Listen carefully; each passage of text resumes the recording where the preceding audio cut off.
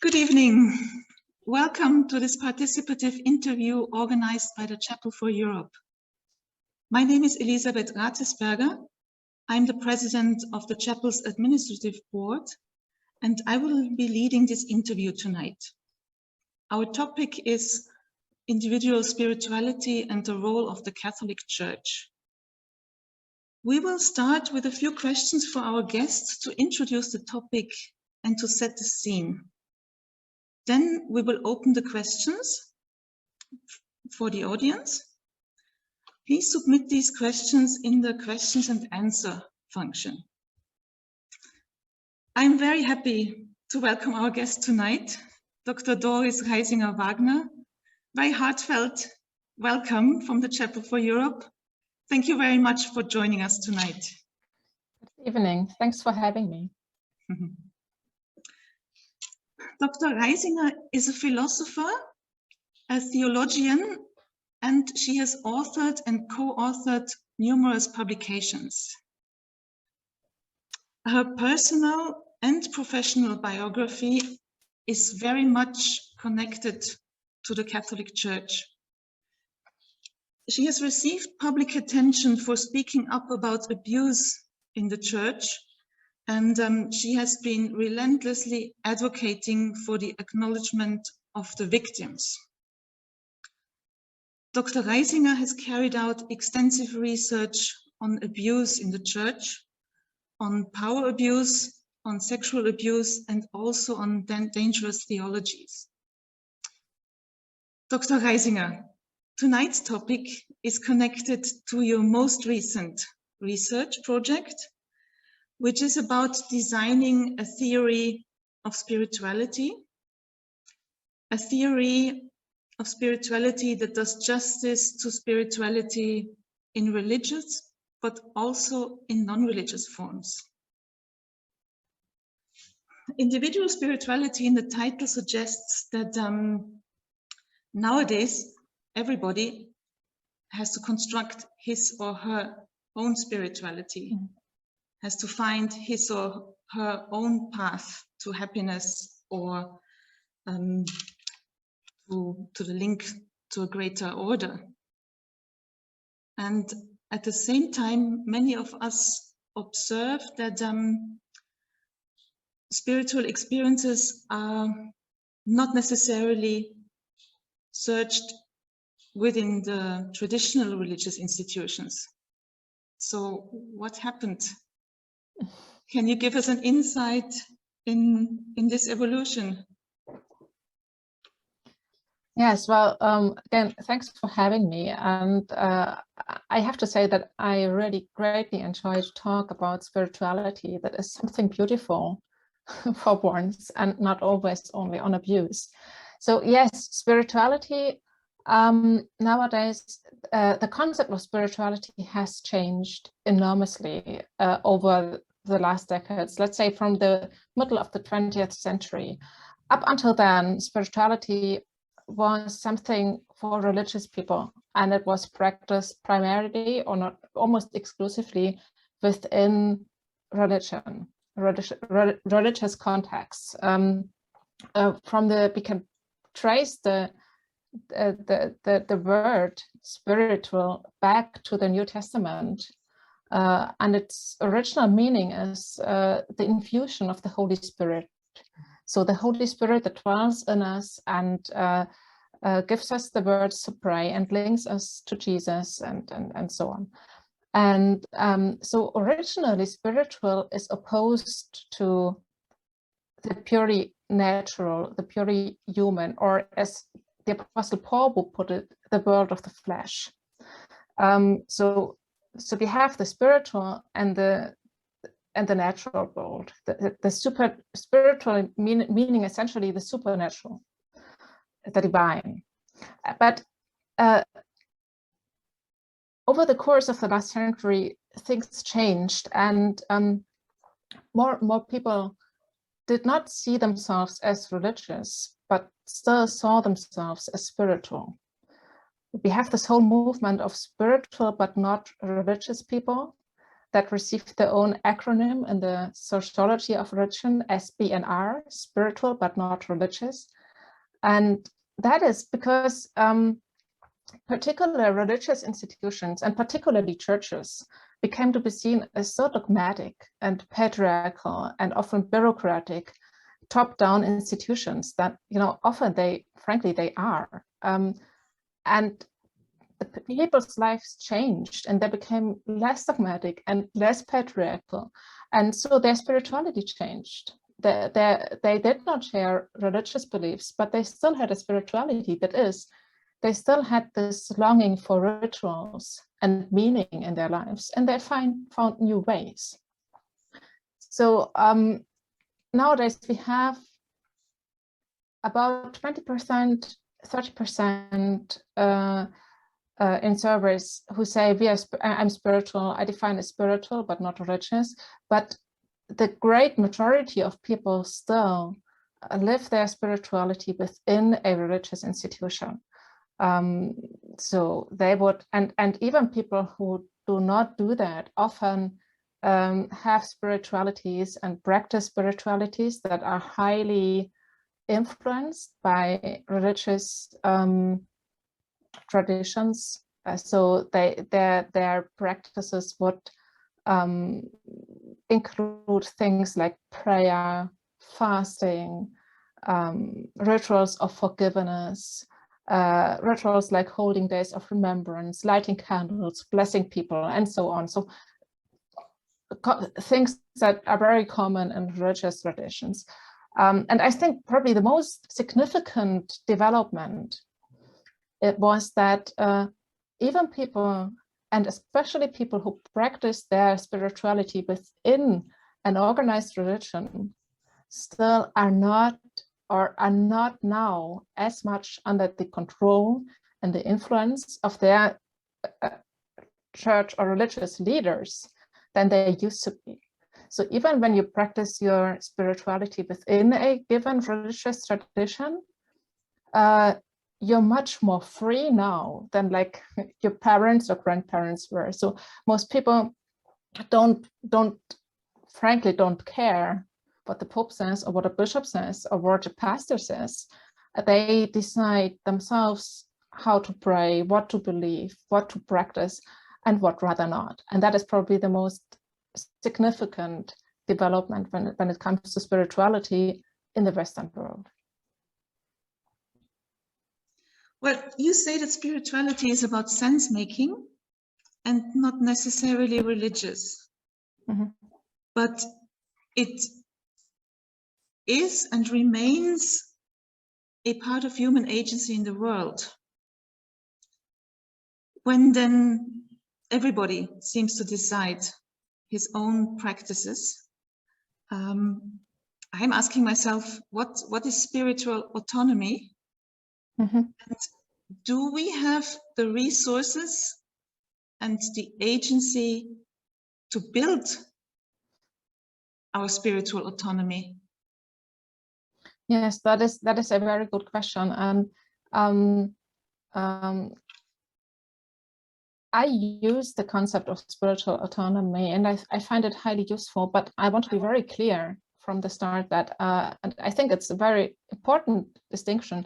Spiritual autonomy does not mean spiritual self-sufficiency. Like I've been talking about how people do not feel obliged to follow religious rules as much as they used to, and there's much more autonomy and freedom and much less submissiveness than in the past. However, leading a meaningful, a good spiritual life always will include community and sharing and learning from others. So that it's never, spiritual autonomy does not mean spiritual solitude or loneliness or self-sufficiency. Having said that, spiritual autonomy means spiritual self-determination. It means basically you're not just blindly following or submissively following whatever a leader or pastor or teacher wants from you or says to you or commands in your spiritual life, but you make your own spiritual decisions freely, and nobody else is controlling your spiritual life, but it's you who is in control. You know what you're doing spiritually, and you do what you want. You don't do something that you don't want, and you're responsible for it. And it's a lot like intellectual autonomy, or it's a form of maturity. Just like when we grow up, and when we become adults, we learn to control ourselves emotionally. We're responsible for our emotional life, and we are responsible for our intellectual life. And we learn from others, but we are the ones who learn how to think and learn how to control our feelings. So we also ought to learn spiritually. That is what gives meaning to our lives, and with which rituals and with which narratives and concepts we can handle specific situations in our lives and control that kind of sometimes chaotic and often even depressing or simply overwhelming chaos of everyday experiences. And that is something we have to learn from others, but that is something that we should be mature enough to do ourselves as adults, and to know what we are doing, and that is what I mean with autonomy, basically. Referring to what you just said about the narrative, I feel in principle there is enough narrative in the Holy Scriptures to give us guidance. What has happened then in the course of the 20th century that made people disconnect from the institutional churches? Well, I think, and that has gone on long before the 20th century. One part of the problem is that institutionalized religion tried to control the faithful, and I can't speak here for Catholicism. I think that is in part valid for kind of any of the organized religions. Their tendency to control the spiritual life, and above all the access to spiritual resources like scriptures, has narrowed our understanding and our view of the richness of the Bible and the richness of all of our spiritual traditions. And for a long time, people just put up with it. But in the 20th century, we have so significant developments in our societies. People became much more independent. We have the, the old empires fell and democracy developed, and everybody had much more access to knowledge and to education than before, much more access to the world in general, much more travel and all kinds of new insights, and a new self-understanding, a new form of life, much more independent than before. And people wanted to have this kind of experience in their faith, in their religious beliefs as well. But the church, and I can speak here primarily for the Catholic Church, resisted that development. So they tried to control the spiritual life of the faithful as much in the 20th century, and they still do that in the 21st century. As a rule, there are always exceptions, but as a rule, they still do that, as they did it in the 19th or in the 15th or in the 11th century, and it doesn't work anymore. So they kind of control the access. They control what are the texts of the Eucharist, what is being preached, what people can say, even what theologians can investigate and say publicly. And so there is a narrowed understanding of what Christianity is and what Catholicism is and what the scriptures say, because the church narrowed it, and people are going elsewhere. While, as you say, there is so much richness in the texts that there is no experience in human life, no feeling, no life situation that you wouldn't find something to guide you, to support you in that situation in the scriptures. Can you give us a few examples as a way out? Well, you know, there is something that I have been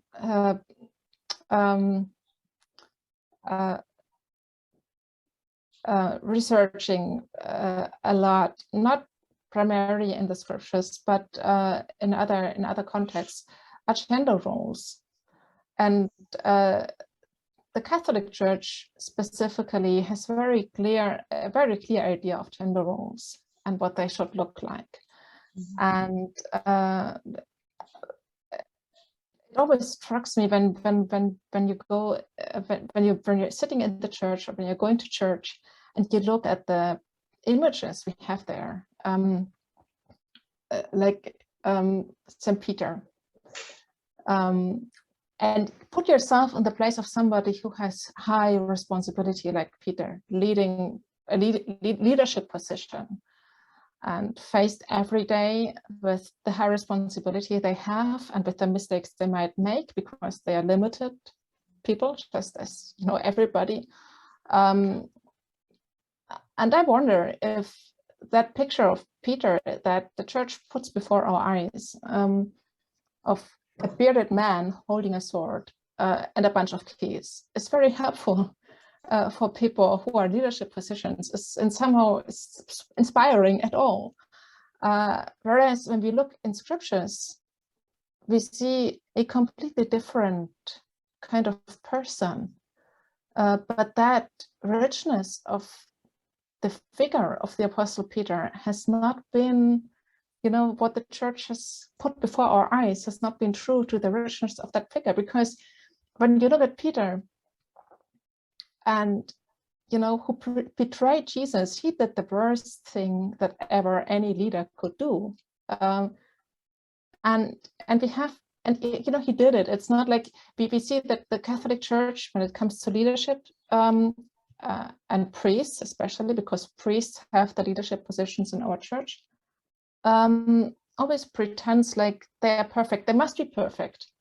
And we have seen in the abuse scandal how devastating the impact of that perception that leaders are perfect has been. While we have a figure like Peter before our eyes in scripture, and Peter is completely different. He's not perfect. So what if priests, our leaders, our bishops, would have meditated that figure and that form of leadership in its richness, somebody who fails, somebody who weeps bitterly, you know, and somebody who then after Jesus is risen has this long and so touching and deep conversation with Jesus about love and friendship and forgiveness and leadership. So there is much more there than we see when it comes to, you know, this is just one example of how we perceive our leaders, and there's so much more for kind of, yeah, just one example. I limit myself here. I would like to pick up a question that I see here in the chat box, which is the notion of spiritual autonomy not a bit undermining of spiritual leadership? Well, yeah, that's an excellent question. Again, it's what I said before about spiritual autonomy does not mean spiritual self-sufficiency. Spiritual autonomy includes that we have to learn, like like emotional maturity or intellectual maturity, you have to learn how to think and what to think, and so you also have to learn about, you know, your spiritual life. So of course you need somebody you can learn from, but people who teach others to lead a spiritual life don't have the task or the role to impose something. They teach, they don't control. There's the difference between a teacher and, yeah, a leader. I think even spiritual leadership is something we can speak of, something that has a value in itself, but you never cross that line between leading and imposing. I got another question here that is very much aligned here. And it says, big bishops and priests are leaders, but is it not now a time for shared leadership? Yes, exactly. I mean, that question is much richer, and I think goes far beyond spirituality.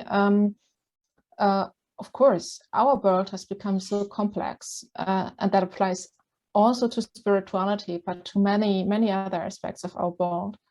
Our world has become so complex that not one single person can bear the responsibility for it all. So when it comes to leadership, we need many different people with different competencies and backgrounds who can to handle the complexity of situations, and they need to work together. And that is one point that, yeah, frankly, the Catholic Church gets wrong all the time. You know, it's really bad that in the Catholicism, all responsibility ends up in one single person at the end. It's clear that, you know, that is set up to fail.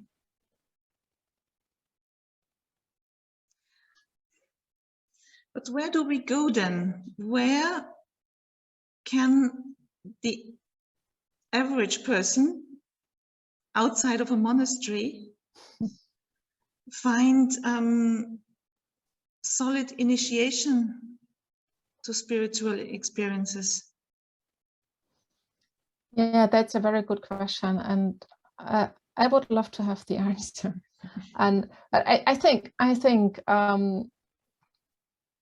honestly, or I hope, I observe that many people who don't feel spiritually at home in organized religions still lead good spiritual lives and are spiritually at home in other places. Like it can be in art, in sports, in NGOs doing charitable work. They don't have probably they might not have the means to talk or you know, even the inclination to call what they are doing spiritual, and still it is spiritual because it gives meaning to their lives, and they have rituals and they have texts, and they are spiritually well nourished even without religion. But there are many others who aren't. There are many people in our churches and outside of our churches who are not spiritually well nourished, and who live with that constant feeling that their life and their rituals in their lives and the leading concepts of their life don't make really sense. And that is what I would call spiritual poverty. And that is dangerous, and that is kind of devastating psychological effects.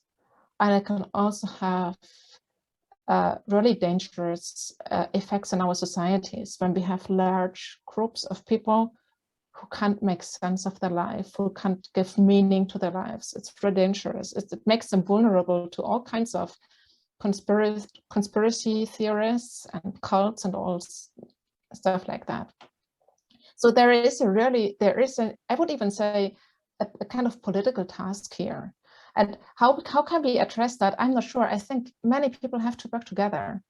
I think something like the Chapel for Europe is exactly a place where that kind of community building and contact and network to build a future where people can find a place to be spiritually nourished independently of the religion they belong to, or even if they don't belong to a religion. So, but what I think the first step probably is for each and everyone to start with oneself, start with themselves, and kind of make a kind of inventory of their own spiritual life. I think that is a good thing to do anyway, regularly, especially now in Lent. Ask yourself, what are my spiritual practices? What are my rituals? What are the things that I do spiritually that support my everyday life, that keep me going? And do they still fit? Or have I maybe grown out of something? And is there something that I need to change? And then, yeah, change things that don't fit anymore. And when you feel like there is a lack of something, go and look for it. And yeah, I can't tell you where to look. It might be any place. It might be a friend. It might even be a film or a book or something you have seen somewhere, and try it out and see if it works. And I think the more of us have become spiritually autonomous and well-equipped and connected with other people who are, the more we can help others. And that might be the way to go forward. Very grassroots, basic, a very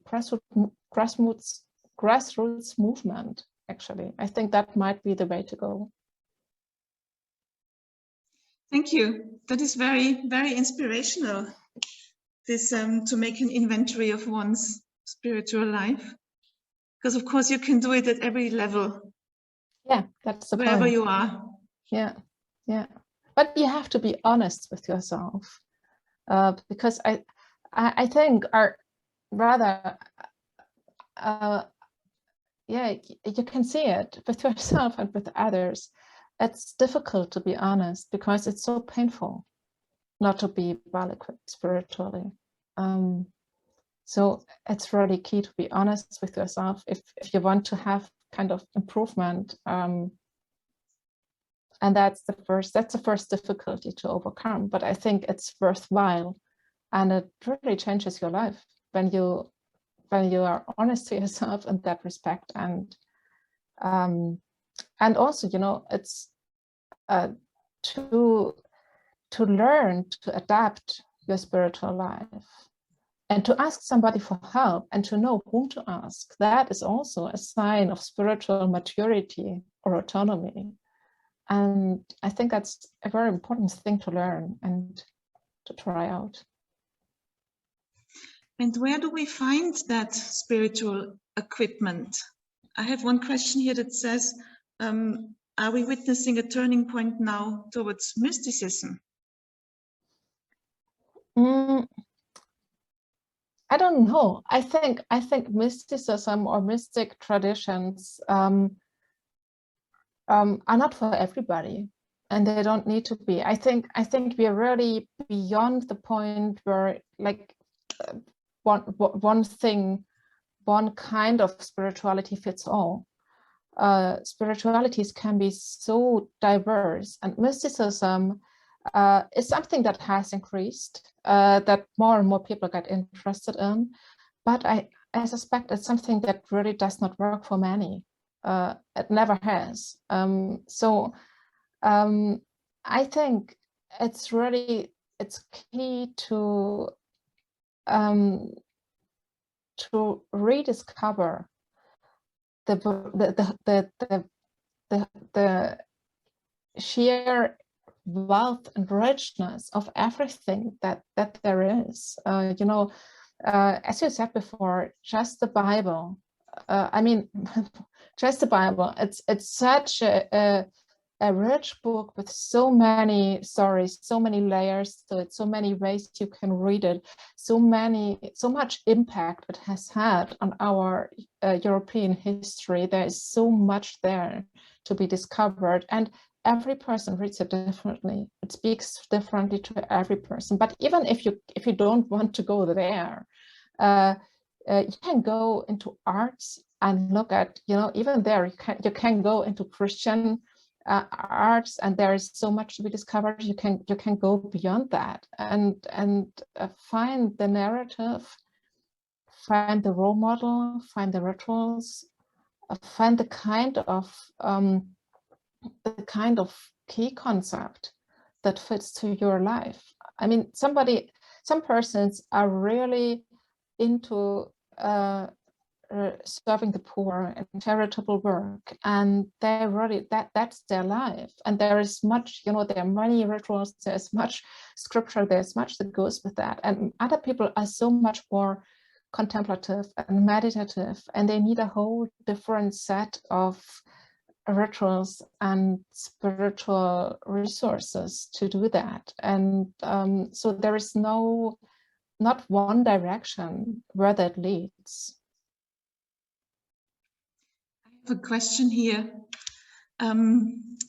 What can the institutional church do in order to continue rather as an open window than a closed box for people looking for his or her spirituality? What is the best the church has to offer? Well, I think the Catholic Church has to offer so much. It only would need to do that. And probably the first step is also, we are the subjects of our spiritual life. It's not like the church has to tell everybody, what their spirituality is. It's not. It's like we find that out ourselves. We practice that ourselves. The main thing the Catholic Church has to do are two things. First, don't try to control the spiritual lives of people. Let them be autonomous. Let the Holy Spirit work in them, if we put it theologically. That means, there are so strict rules on how the sacraments are being celebrated, who can celebrate them, which texts to read, which texts not to read, and so on. And I think that is really hampering the spiritual life of so many faithful. So to change that and to stop controlling would be a very important step. And of course, you can talk about, to what extent, but first, any step in that direction would help. And the second point is a professionalizing of ministers.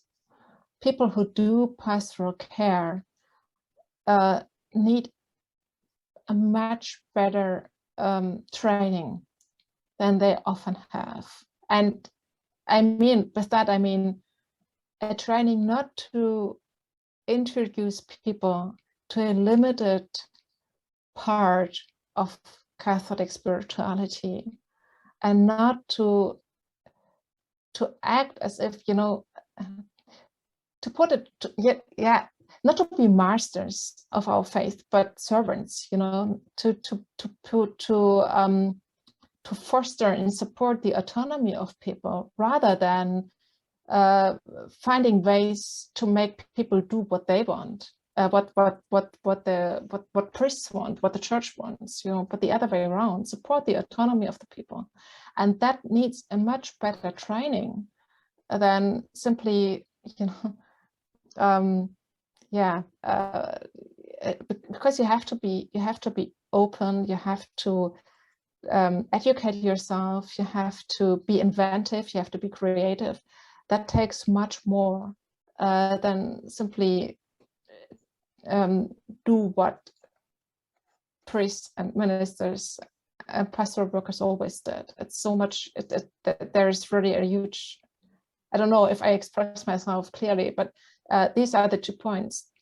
Limit the amount to which the church controls the spiritual life of the faithful, and invest into the training and professionalizing of ministers and pastoral care workers. I think this also answers another comment that is here, who says that sometimes a book or a film is not enough. Spiritual guidance is needed. Yeah, that's the point. That I mean, in my view, spiritual guidance is something for specific life situations. The kind of normal situation should be that we don't need continually guidance because we're adults, we can walk alone, we're spiritually mature in the ideal world. But again and again, and especially when we strive to become spiritually autonomous, or when we are specifically in distressful or difficult situations, we need spiritual guidance. And it's really devastating when you don't find that in such a situation. It's really devastating, and that's where the church would be needed. And often you don't find persons who are able to do that in that situation. You always find somebody who wants to do that, but you rarely find somebody who really can do that for you in that situation effectively. So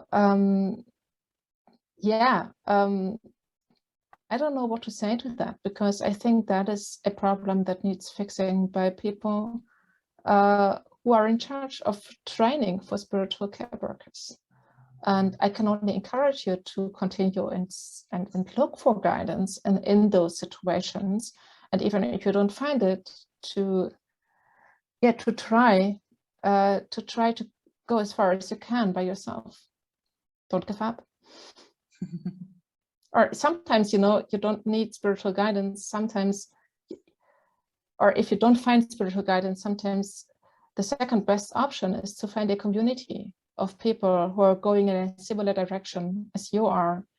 And they might not be able to offer you guidance in the full sense of the word, but they can offer you a community where you can learn and be part of something that you want to be part of. And that can be, that can help you in that situation. I would like to refer again to your ongoing research about this designing of a theory of spirituality. What are you hoping to learn? Well, I hope, I'm trying to do that as a philosopher. And I want to clarify the concept of spirituality primarily because until now, there are different conceptions, and there are so many philosophers who even think that it is impossible. The concept of spirituality is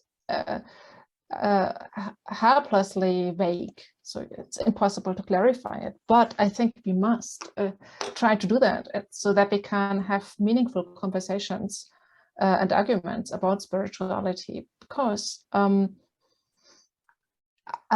due to that development, opposing religion and spirituality, and people choosing to be spiritual but not religious because they perceive religion as something bad, dogmatic, patriarchal, top-down, and spirituality as something much more free and good.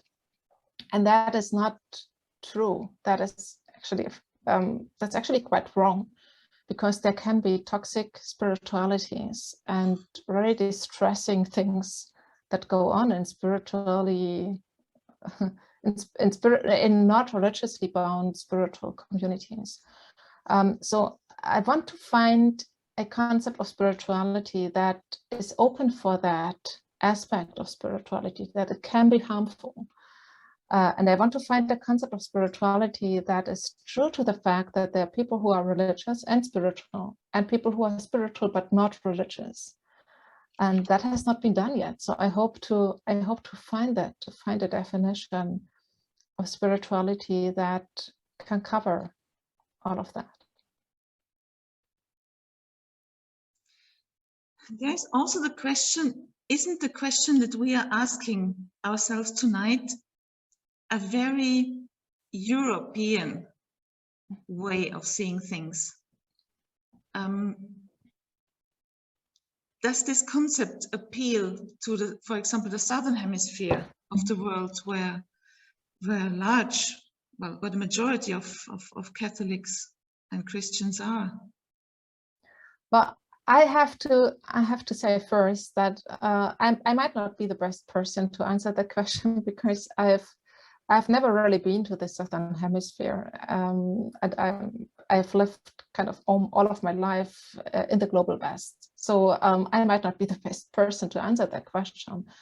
And I think even if it was, that this dialogue, this conversation, this line of thought is still worthwhile to pursue, because we have this development and this problem here. And then there is a suspicion I have that, at least in the Catholic Church, we often hear that argument that only we Westerners have that problem, that, you know, have problems with authority and want to be autonomous, and that is not true. People everywhere want to be free and autonomous, and just like having worked with abuse so much, I know people in the global South who have been abused and who know they have been abused, and who would love to speak out and who can't. And I think the same is true for people who have been abused spiritually, who would like to pray as they prefer. You know, we have this whole, in Catholicism, we have this whole history of imposing our Latin liturgies on people who are not at all familiar with that kind of culture, and who suffered from it, and who spoke up about it. And that is in part why we had liturgical movements and reforms again and again. And I think that is one proof that people everywhere want to follow their own spiritual traditions and have their own needs and perceptions that must be reflected in their spiritual life. So I think it is not predominantly or exclusively a Western problem.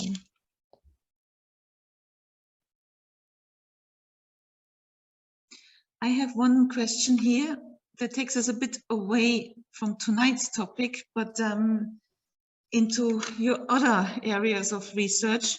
Someone is commenting on a documentary we have seen yesterday evening at Arte about the abuse of nuns and priests and how this was covered up by the hierarchy. He thinks that luckily in Germany, the Synod way, the Synodale Weg, is also addressing this aspect. Do you want to comment on that? Well, I think, you know, I've been asked if I would be a part of the Synodal way, and I refused because I don't believe in it. I believe that the power structure of the church is such that all of these attempts will be useless in the end, because it's the bishops who will decide. It's actually a bishop said that yesterday here in Germany, that, you know, we will discuss, and in the end it's the bishops who decide what the Holy Spirit says. And sadly that is how the church works. But referring to abuse, I still think it is good that we have the Synodal way as a forum where bishops must listen to lay people, not to their, for hours and hours and again. And I think that is really something that is important. But referring to abuse, I have to say I'm really disappointed, because I think, as many other survivors do, the topic of abuse is not addressed by the Synodal way anyway as much as it should be. It has been set up, it started as a response to the MHG study, the devastating results of that study on abuse in Germany. And it does not address abuse systematically in any of the groups, in any of the major topics. At least I don't see that. And specifically the abuse of adult women has not really come up so far. And that is really disappointing. But it's particularly because there is a forum on women, but that only addresses leadership positions for women. And I find it almost ridiculous because the actual situation for women in the Catholic Church is so bad, and so many women suffer from discrimination and spiritual abuse and sexual abuse.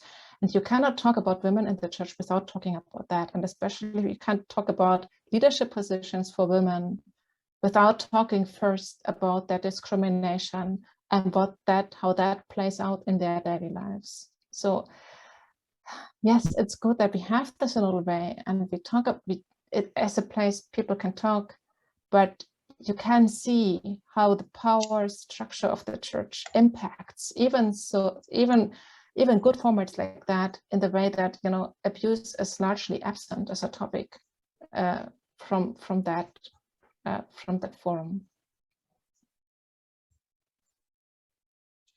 I'm reading to you another question from the questions and answers here. What can the Catholic Church learn from other churches or from other spiritual traditions? And from the other side, what can other traditions learn from the Catholic Church? That is a very good question. That might be a book in itself, or 2 or 3 books. Let me think. I think there is one thing or 2 things that immediately come to mind that the Catholic Church can learn from others. And one is shared decision making, and ways in which various people listen to one another, to learn from one another, really learn from one another, instead of controlling one another. I think there are many other traditions that we can learn that from. The closest for the Catholic Church are the evangelical churches, who practice that quite successfully and quite impressively, I would say. Another thing that the Catholic Church could learn from other traditions is, and I don't think so much from organized religions, and I have to say, I don't know all kinds of spiritual traditions that exist, but something that the Catholic Church certainly lacks is emotional variety. As Catholics, we learn to be kind and submissive and friendly and forgiving and sorry for our sins. But there's so little space for feelings like anger or passion or abundant joy, or even, you know, mourning, loud mourning. And I think there are many other spiritual traditions that do that much better than we do. Loud and expressive feelings, to share them in a ritual way. That is something I think that many people would like to have and actually miss in the Catholic Church. And so what can others learn from Catholicism? I think what in fact many people do appreciate about Catholicism is the highly the rich rituals that the Catholic Church has, the elaborate and historically far back-reaching rituals that are so helpful when you're familiar with them. You know, when last year my father died so suddenly, and I felt so strongly how in a moment like that, the very simple and very expressive rituals of Catholicism in a Catholic funeral carry you and support you, and you don't have to do much, you don't have to say much, and you feel consoled. And that, I think that is something that others maybe can learn and would like to have in their traditions that Catholicism has. Thank you. Another question, Dr. Reisinger, very much into the heart of our topic. Might die altkatholische Kirche be an alternative for spiritual freedom-seeking Catholics or discriminated Catholic women? Well, I think for many it has been, and it is, an alternative that works. Just like Lutheran churches, evangelical churches have been an alternative for people, and for others it isn't. Even within the Catholic Church, one parish can be an alternative to your parish, and you'll find there everything you need.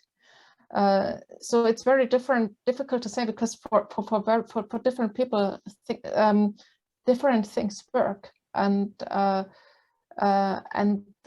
there's only one thing, that there is no such thing as a safe place, and as there is no such thing as a spirituality that works for each and everybody. There is no such thing as a spirituality that is wholesome for everybody, or a tradition or a church or a place where spiritual abuse can never happen. So what is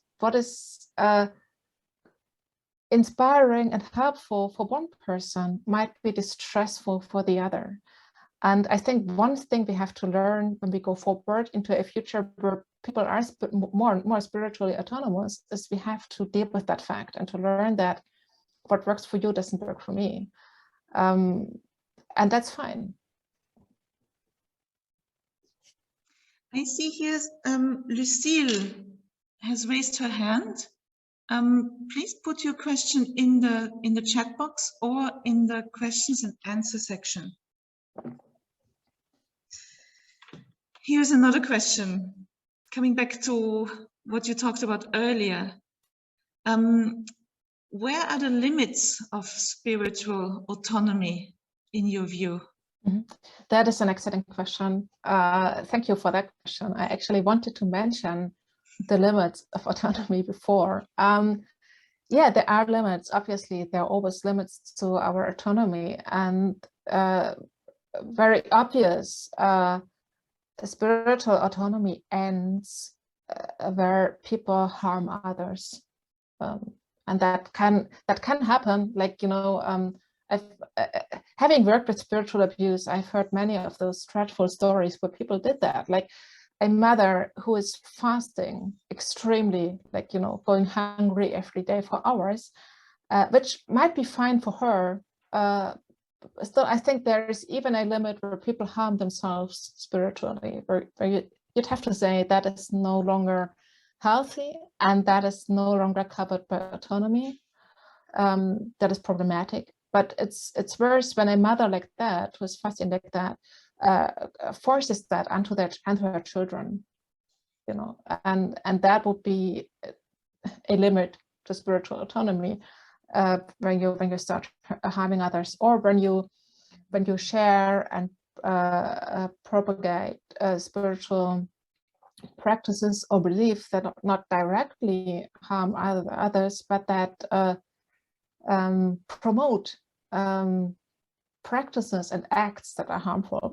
We all have heard and were shocked by the homily of Kirill the other day. You know, and somebody who is talking about homosexuality as, you know, pure evil, and the reason why we have to fight that is something that is not covered by autonomy, and that is purely harmful and can never be a sound spiritual tradition that somebody can pursue because it's his or her autonomy, because that harms others. And that is actually the only limit, the only direct limit to spiritual autonomy. And there might be something, maybe something that is similar, and that is there are, of course, limits to what you can perceive as Christian or what you can perceive as Catholic,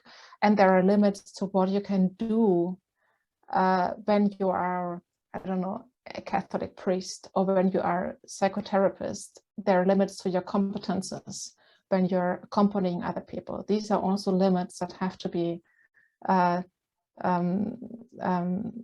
taken into account in our spiritual lives.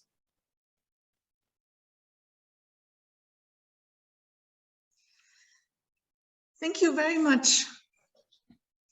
You have provided well, short but very rich overview of different aspects and questions that that we will continue to consider in this debate. And of course, as a Chapel for Europe, we are always very concerned. We want to offer a space for the practice of faith and spirituality. And we offer a large variety of activities, but we are always concerned to identify what the spiritual needs are, and then how to meet them. And there's also the challenge to reach people that are at the margins of the churches or outside of any religious practice. Yeah, it's not, you know, we have been so used to think that spirituality and religion is basically the same, that many people don't even realize they have spiritual needs.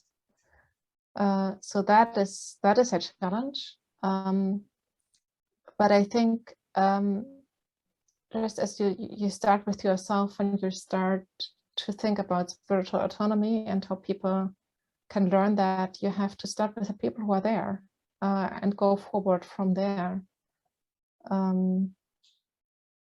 Yeah, and be open for everybody who comes. Dr. Reisinger, thank you very much. I think I would like to close on this conversation on this beautiful note. Thank you very much for your presence tonight. Thanks for having me. I would also like to thank the team of the Chapel for organizing this event. And I would like to recall that the Chapel for Europe is an international non-profit organization that lives on donations only.